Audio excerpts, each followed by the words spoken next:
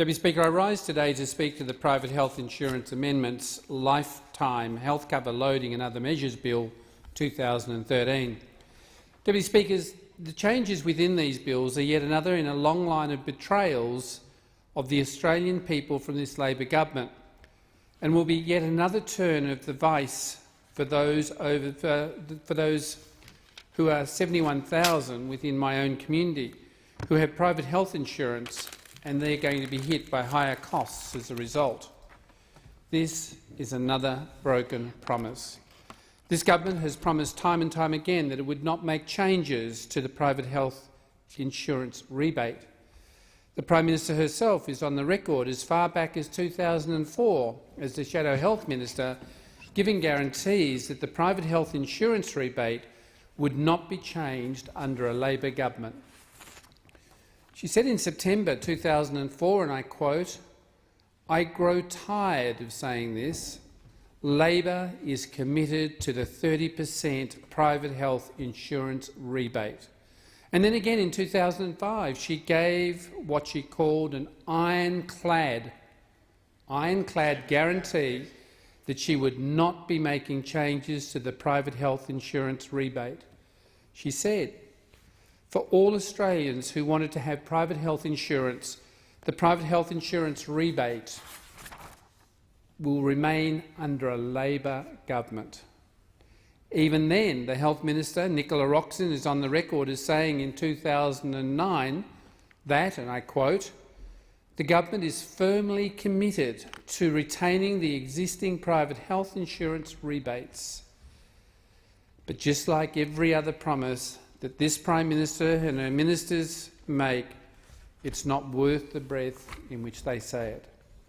This government is trying to extract a pound of flesh from the Australian people with these changes to the private health insurance rebate.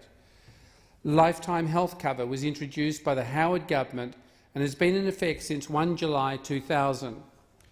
Lifelong health cover is a loading on private health insurance premiums that is applied at a rate of 2% for every year that an individual is over the age of 30 when they take out hospital cover. A cap of 70% is applied.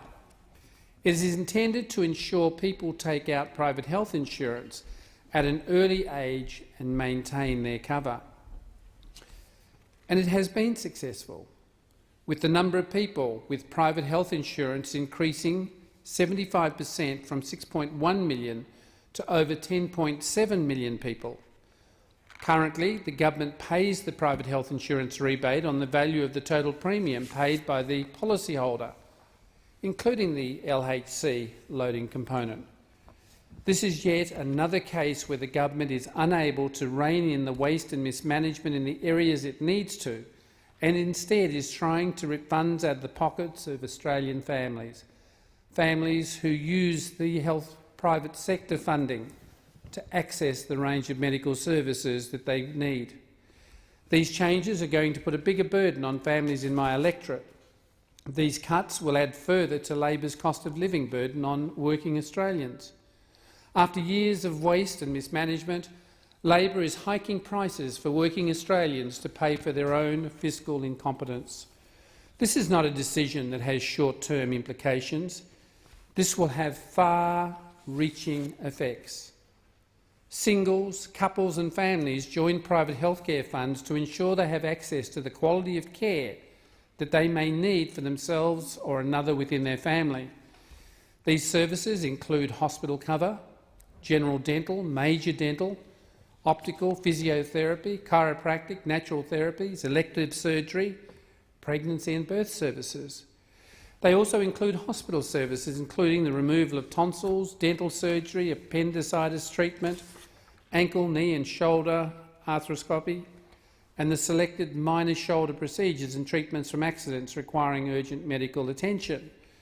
Individuals and families will join a private health fund to cover their particular needs, irrespective of where they are.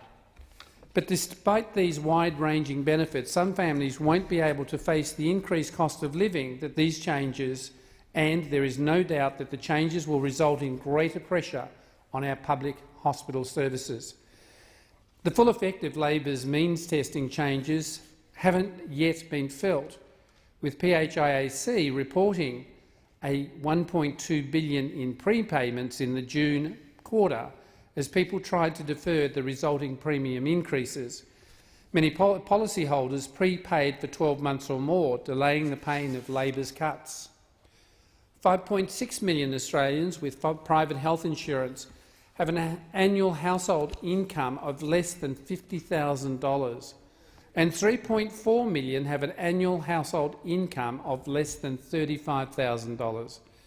These are not people who can afford to have additional costs added to their bills.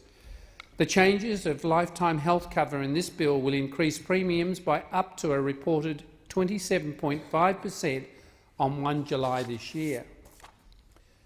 Many people are likely to drop or downgrade their cover. Private health insurance will become expensive for people who retain their cover, and a deterioration of the risk pool will cause upward pressure on premiums for all 12 million Australians with private health insurance.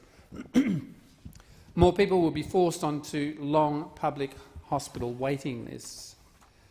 Public hospitals, which are already struggling under the $1.6 billion cut to the hospital funding in Labor's MYEFO, and this will only add to the burden of pressure on administrators within those hospitals as to the decisions that they will make in terms of the access and the levels in respect to the queuing of people for particular surgery.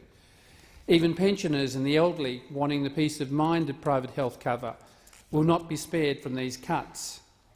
These cuts will put undue pressure on the public health system. More people will be forced into overstretched public hospitals. Australia relies on a viable and strong public and private health systems for their health care. The Coalition believes all Australians should have access to affordable health care and real choice in managing their health care needs. The previous Coalition government's introduction of rebates, the Medicare levy surcharge and the lifetime health cover saw the number of people with private health insurance increase, as I said earlier, from 75% from the 6.1 million to over 10.7. People in my local community are already hurting. This will make it much worse. Already people in Hasluck and likely elsewhere in Australia are already concerned about the overall cost of health care. In fact, recently released National Health Performance Authority figures have revealed that 1 in 7 people living in Perth have put off seeing a doctor because of the cost. One constituent wrote to me expressing his concerns, saying, and I quote, "We struggle now to afford our payments, now on a part pension." This constituent of mine and his wife have had private health insurance for 47 years since they were first married. He can't help to see the injustice that at a time when health care is of critical importance in their lives, the government is trying to make it more and more difficult for him to continue to afford to pay. Or another one of my constituents who wrote to me saying, and I quote, "I am finding the increases in all of the various costs which I now pay are making it considerably more difficult to budget. If I do give up my health insurance, I will need to go back to a public hospital if I get sick, where the waiting lists are too long."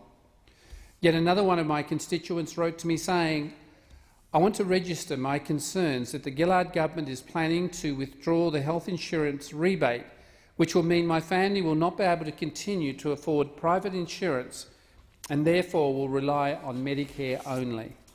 My daughter has chronic Crohn's disease, for which she is hospitalised at least 2 to 3 times per year. We are under the public health system. However, we use our private health insurance for each hospital stay, resulting in the hospital receiving the hospital insurance value to offset her stay with no out-of-pocket expenses to us. If we are forced to withdraw from private health insurance, then this cash flow for the hospital will also be withdrawn." Deputy Speaker, those sitting opposite claim to care for all Australians. They claim to care for the downtrodden. But what we are seeing here, Deputy Speaker, is those opposite taking every opportunity to walk over Australians who are already doing it tough. We are seeing a government that is prioritising its own survival. and addiction to spending over the future health of families and the health of our nation. Any changes to the private health insurance premiums and the withdrawal impacts on families considerably. Having talked to many constituents when I've been door knocking, it is a concern that they raise regularly, expressing their disappointment that the government has taken away the opportunity for them to be fully fledged members of a fund that gives them so many options. But in particular, the point that comes back to reference so often by many of them is that they have the choice of a public hospital or a private hospital. That if the matter is urgent, then they have the opportunity of having that addressed much sooner than having to sit and wait in elective surgery or in waiting lists.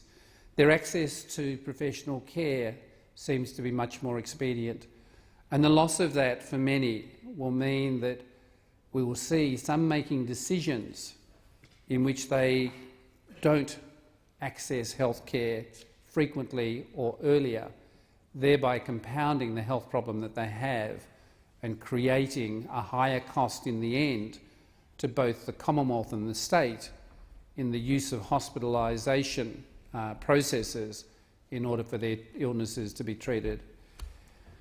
I thank the Deputy Speaker for the opportunity to speak on the Private Health Insurance Amendment, Lifetime Health Cover Loading and Other Measures Bill. Thank you.